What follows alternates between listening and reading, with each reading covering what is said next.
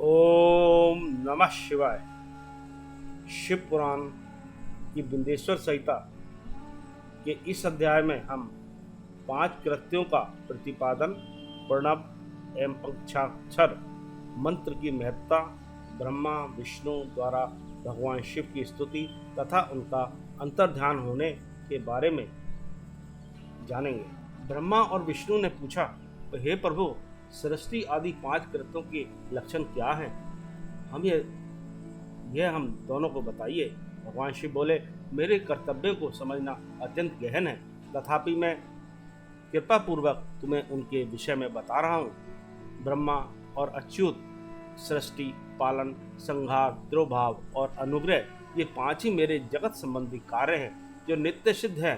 संसार की रचना का जो आरंभ है उसी का सर्ग या सृष्टि कहते हैं। मुझसे पालित होकर सृष्टि का सुस्थिर रूप से रहना ही उसकी स्थिति है, उसका विनाश ही संहार है। प्राणों के उत्क्रमण को तिरोभाव कहते हैं। इन सब से छुटकारा मिल जाना ही मेरा अनुग्रह है। इस प्रकार मेरे 5 कृत्य हैं। सृष्टि आदि जो 4 कृत्य हैं ये संसार का विस्तार करने वाले हैं। 5वां कृत्य अनुग्रह मोक्ष का हेतु है। वह सदा मुझ में ही अचल भाव से स्थिर रहता है। मेरे भक्तजन इन 5 कृत्यों को 5 भूतों में देखते हैं। सृष्टि भूतल में, स्थिति जल में, संहार अग्नि में, तिरोभाव वायु में और अनुग्रह आकाश में स्थित है। पृथ्वी से सबकी सृष्टि होती है, जल से सबकी वृद्धि होती है एवं जीवन रक्षा होती है। आग सबको जला देती है, वायु सबको एक स्थान से दूसरे स्थान को ले जाती है और आकाश सबको अनुग्रहित करता है। विद्वान पुरुषों को यह विषय इसी रूप में जानना चाहिए। इन 5 कृत्यों का भार वहन करने के लिए ही मेरे 5 मुख हैं। 4 दिशाओं में 4 मुख हैं और इनके बीच में 5वां मुख है। पुत्रों, तुम दोनों ने तपस्या करके प्रसन्न हुए मुझ पर परमेश्वर से सृष्टि और स्थिति नामक 2 कृत्य प्राप्त किए हैं। ये तीनों तुम्हें बहुत प्रिय हैं। इसी प्रकार मेरी विभूति स्वरूप रुद्र और महेश्वर में दो अन्य उत्तम कृत्य, संहार और तिरोभाव, मुझसे प्राप्त किए हैं, परंतु अनुग्रह नामक कृत्य दूसरा कोई नहीं पा सकता। रुद्र और महेश्वर अपने क्रम को भूले नहीं है, इसलिए मैंने उनके लिए अपनी समानता प्रदान की है। वे रूप, वेश, कृत्य, वाहन, आसन और आयुध आदि में मेरे समान ही मैंने पूर्व काल में अपने स्वरूप भूत मंत्र का उपदेश किया है, जो ओंकार के रूप में प्रसिद्ध है। वह महामंगलकारी मंत्र है। सबसे पहले मेरे मुख से ओंकार प्रकट हुआ, जो मेरे स्वरूप का बोध कराने वाला है। ओंकार वाचक है और मैं वाच्य हूँ। यह मंत्र मेरा स्वरूप ही है। प्रतिदिन ओंकार का निरंतर स्मरण करने से मेरा ही सदा स्मरण होता है। मेरे उत्तरवर्ती मुख से अकार का, पश्चिम मुख से उकार का, दक्षिण मुख से मकार का, पूर्ववर्ती मुख से बिंदु का तथा मध्यवर्ती मुख से नाथ का प्राकट्य हुआ है। इस प्रकार 5 अवयव से युक्त ओंकार का विस्तार हुआ है। इन सभी अवयव से एकीभूत होकर यह प्रणव ओम नामक एक अक्षर हो गया। यह नाम रूपात्मक सारा जगत तथा वेद उत्पन्न स्त्री पुरुष वर्ग रूप दोनों कुल इस प्रणव मंत्र से व्याप्त है। यह मंत्र शिव और शक्ति दोनों का बोधक है। इसी से पंचाक्षर मंत्र की उत्पत्ति हुई है। जो मेरे सकल रूप का बोधक है, वह आकारादि क्रम से और मकारादि क्रम से क्रमशः प्रकाश में आया है।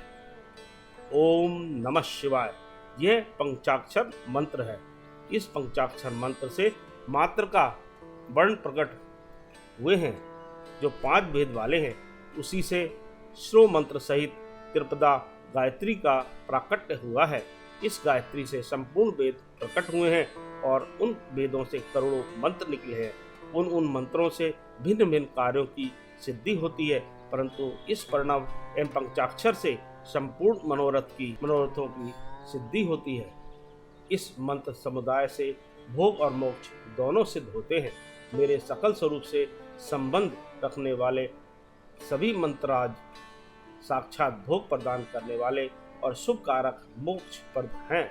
नंदीकेश्वर कहते हैं, तदंतर जगदम्बा पार्वती के साथ बैठे हुए गुरुवर महादेव जी ने उत्तराभिमुख बैठे हुए ब्रह्मा और विष्णु को पर्दा करने वाले वस्त्र से आच्छादित करके उनके मस्तक पर अपना कर कमल रखकर धीरे धीरे उच्चारण करके उन्हें उत्तम मंत्र का उपदेश किया।